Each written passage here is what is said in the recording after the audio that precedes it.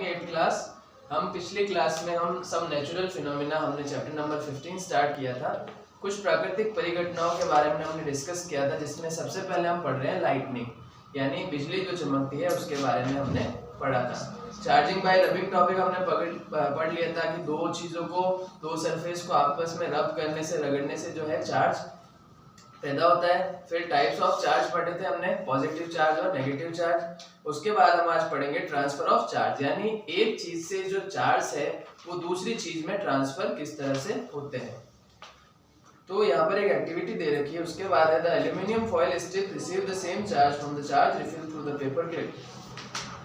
Remember that metal are good conductors of electricity. तो यहाँ पर है कि एल्यूमिनियम फॉयल जो है उसको जब हम चार्ज देते हैं एक चार्ज रिफिल के साथ, जो कि किससे, पेपर क्लिप के साथ रब कर रखी है। फिर है कि जो मेटल्स होते हैं, जो जितनी भी धातुएं होती है वो इलेक्ट्रिसिटी की गुड कंडक्टर होती है, हम पहले पढ़ चुके हैं।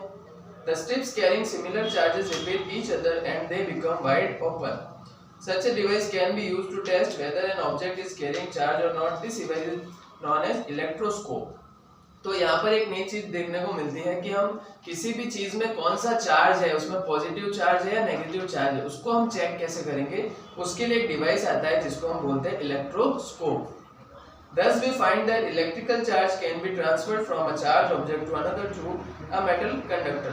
तो यहाँ पर इसमें एक्टिविटी में क्या समझा रखा है कि आपको एक एल्यूमिनियम फॉइल है, वो चार्ज है, और उसके साथ ही एक चार्ज रिफिल है जिसको हमने पेपर क्लिप से चार्ज किया। तो इसमें क्या हो रहा है कि इसमें पॉजिटिव चार्ज जो है नेगेटिव चार्ज की तरफ ट्रांसफर हो रहा है। जो पॉजिटिव चार्ज था उसको दूसरी चीज के कांटेक्ट में लाने से, पेपर क्लिप के कांटेक्ट में लाने से जो है पॉजिटिव चार्ज जो है नेगेटिव चार्ज के अंदर चेंज हो गया। इसकी वजह से क्या हुआ, चार्ज क्या हुआ, ट्रांसफर हुआ, पॉजिटिव चार्ज नेगेटिव चार्ज के अंदर ट्रांसफर हो गया। इनको हम चेक कैसे करते हैं, इलेक्ट्रोस्कोप के जरिए। Touch the end of the paper clip gently with the hand, you will find a charge in the foil strip. अगर आप उस पेपर क्लिप को, जो मेटल की पेपर क्लिप है, उसको अगर आप अपने हैंड से टच करेंगे तो जो फॉइल स्ट्रिप है उसके अंदर आपको चार्ज महसूस होगा। They come back to their original state. पहले जब उसके अंदर चार्ज ट्रांसफर होता है तो वो खुल जाती है थोड़ी सी, लेकिन जब उसमें आप उसको चेक करोगे तो वापस अपने ओरिजिनल शेप के अंदर आ जाती है। Repeat charging of foil strip and touching the paper clip. Every time you will find that the foil strip collapse as soon you touch the paper clip with hand. तो जब भी हम उस पेपर क्लिप के साथ, refill के साथ aluminium foil को अगर आप करोगे तो ट्रांसफर ऑफ चार्ज की वजह से वो खुल जाएगी, लेकिन जब भी उस पेपर क्लिप को अपने हाथ से टच करोगे तो आपकी जो बॉडी की जो हीट जब टच होगी तो जो ट्रांसफर ऑफ चार्ज हुआ था वो वापस अपनी ओरिजिनल कंडीशन में आ जाता है, जिससे कि वापस जो है कोलैप्स होता है और वो पेपर फॉइल जो है वापस अपनी ओरिजिनल शेप में आ जाती है। व्हाई डज इट हैपन, ये होता क्यों है? The reason is that the foil strip lost charge to the earth through your body.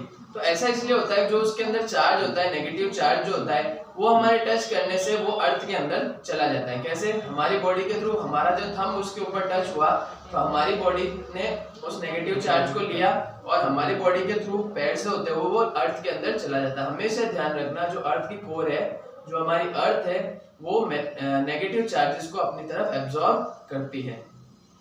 The reason is that, तो ये हमने पढ़ लिया। We say that the foil strips are discharged। इसकी वजह से क्या हुआ, फॉइल स्ट्रिप जो पहले चार्ज हुई थी वो हमारे टच करने से डिस्चार्ज हो गई।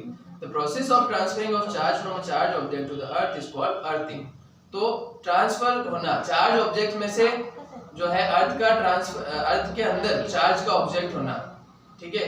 जो चार्ज चीज है, कोई भी, जैसे मैं यहाँ पर एल्यूमिनियम फॉइल चार्ज थी, उसको हमारे टच करने से वो डिस्चार्ज हो गई, तो वो चार्ज कहाँ चला गया, हमारी बॉडी से होते हुए अर्थ के अंदर। तो इस प्रोसेस को बोलते हैं अर्थिंग। फिर है द स्टोरी ऑफ लाइटनिंग। तो बिजली की स्टोरी क्या है?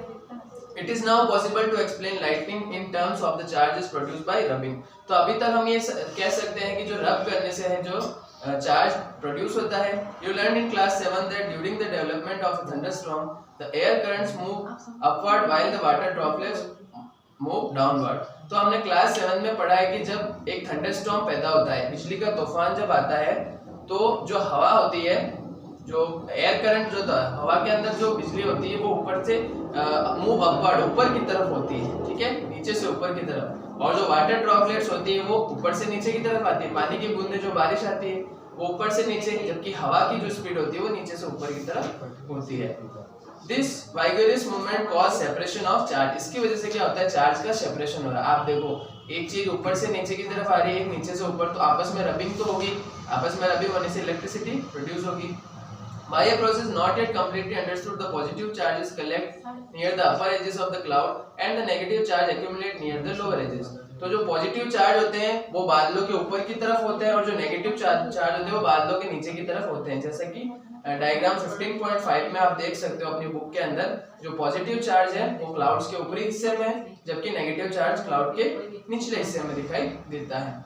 There is accumulation of positive charge near the ground also. When the magnitude of accumulated charge become very large, the air, which is normally a poor conductor of electricity, is no longer able to resist their flow. Negative and positive charge meet, producing streaks of the bright light and sound. और क्या होता है कि जो अर्थ के अंदर हमारे जो नेगेटिव चार्ज है वो उनको अपनी तरफ खींचता है, जिससे पॉजिटिव और नेगेटिव चार्ज आपस में नजदीक आते हैं, और जो कि हवा, जो कि एक इलेक्ट्रिसिटी का पुअर कंडक्टर है, वो भी एक बेस्ट कंडक्टर बन जाता है और हमें स्पार्क्स दिखाई देती है, हमें बिजली जो है चमकती हुई दिखाई देती है।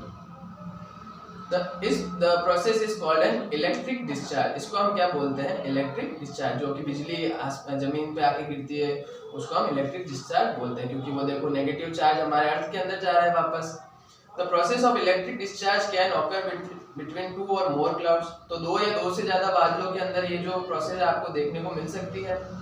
और between clouds and earth, तो बादलों और अर्थ के बीच में भी ये प्रोसेस हमें देखने को मिलती है।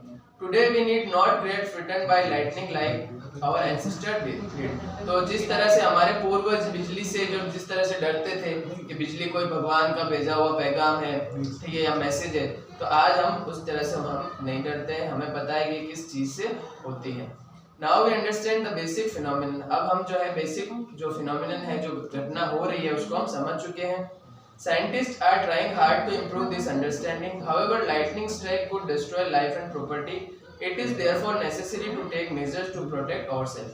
तो हमें इससे डरने की जरूरत नहीं है, लेकिन ये जो है लाइफ को और हमारी चीजों को जो है नुकसान पहुंचा सकती है, तो इसके लिए कुछ सावधानियां हमें रखनी जरूरी है। तो वो सावधानियां कौन कौन सी हो सकती है, तो लाइटनिंग सेफ्टी कौन कौन सी है। सबसे पहले है during lightning and thunderstorm no open place is safe. तो सबसे पहली बात ये है कि जब भी कोई तूफान आए या बिजली चमके या बिजली गिरती है, तो जो ओपन प्लेस होते हैं वो कभी भी सेफ नहीं होती, खुली जगह कभी भी सेफ नहीं होती। Hearing thunder is an alert to rush to a safer place. जब भी आपको थंडर सुनाई दे, आपको बिजली आपको चमकती हुई सुनाई दे, गिरती हुई, तो हमें एक सेफ प्लेस की तरफ रश करना चाहिए, भागना चाहिए।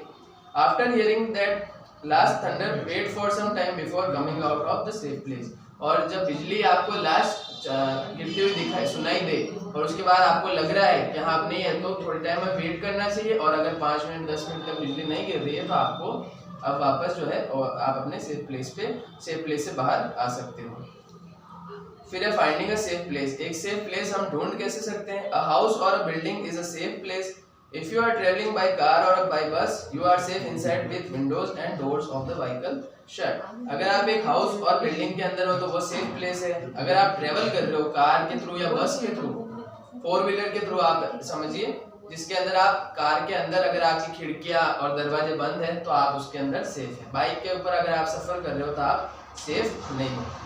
तो इस क्लास में हम यहीं तक पढ़ते हैं। नेक्स्ट जो टॉपिक है वो हम अगली क्लास में डिस्कस करेंगे। Thank you.